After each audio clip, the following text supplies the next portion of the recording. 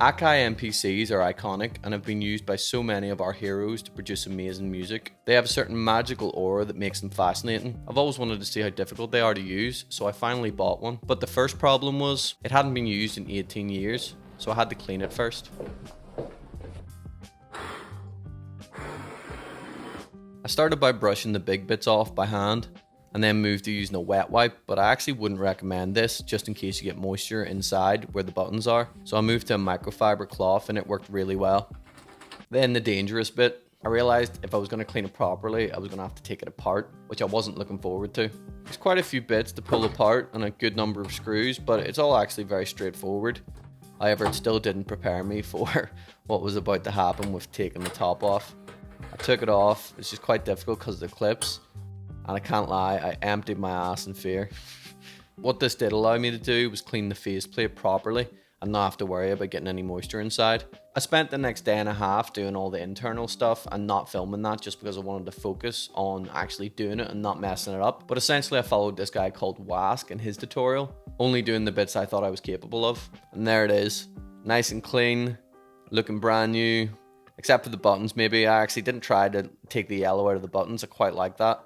But there we go, so fresh and so clean. Next step was seeing if it worked, and thankfully it did.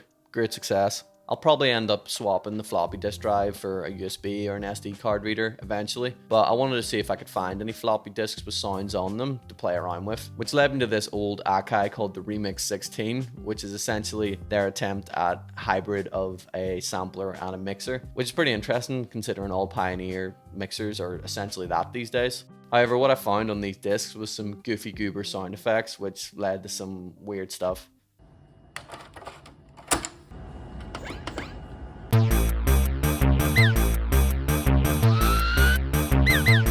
In all seriousness, I spent quite a lot of time just loading in drum breaks, pitching them, messing around with them.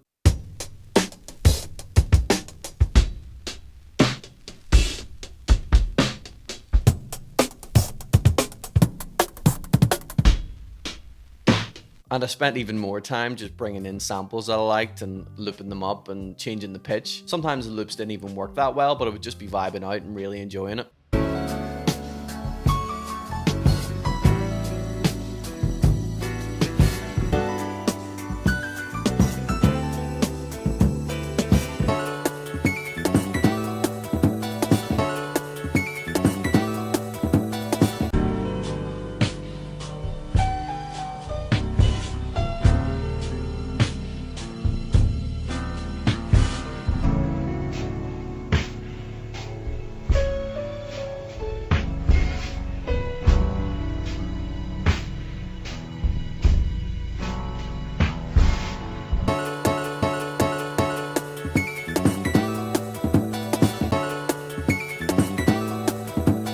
For my first attempt at a beat, I kept it simple, brought in a few samples, and just seen what really I could do.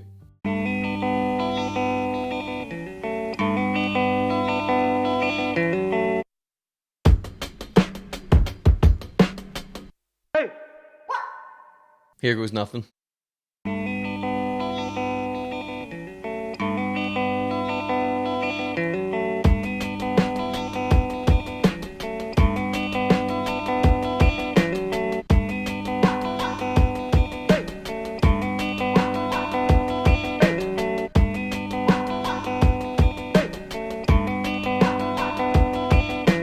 And there you have it. Certainly not great, but I wanted to record my very first attempt at making a beat so that I could be as open and honest about what it's like and how difficult it is. And it taught me 3 important lessons, which I think you should consider if you're thinking about buying an old MPC for the first time. Number 1, it takes time. You're not going to be Marlow Digs right out the gate, or any of these other guys that are killing it after years of spending time sitting in a room with these machines. Respect the fact that it's an art form that takes time and effort, which requires sacrificing the time that you would spend on your computer using Ableton or whatever. Ask yourself, are you willing to spend the time to learn it properly? Number 2, these things aren't cheap, especially if you want a maxed out version with full capabilities. Say you buy the basic one, no extras included. You've got to pay more money for the 8 outputs, the effects board with distortion, echo, reverb. Yes, you have to pay for reverb. The maxed out RAM from 2 megabytes to 32, which gives you longer sampling time. swapping out the floppy disk drive for a CD drive, SD card drive, whatever. Or you've got the option of buying a stack load of floppy disks. That's the only way you're able to save the beats. You also have to ask yourself, are you willing to take the hood off like I did and possibly break it? Because if not, then you'll have to find someone who does restore these, fixes these, installs things, ship it to them, and believe me, this is heavy. It's going to cost you a lot of money, including their labor fees and all that. So it all adds up. Number 3, finally, my theory on this is it worth it? Yeah, it's a lot of fun, but realistically in the modern day, the people that are making the most of these are the people that are showing off these beautiful machines.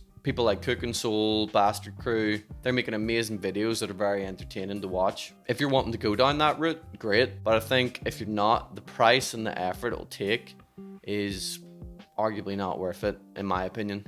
You might disagree, and that's okay. This is my current opinion, and with spending more time with the unit, when I fully dive into it, that could change. But at the minute, that's where I stand. Which, if you have any tips, thoughts, or info, would be amazing. So if you leave a comment, let's chat about it. Old MPC heads are welcome here. Subscribe if you're handsome. Thanks for watching.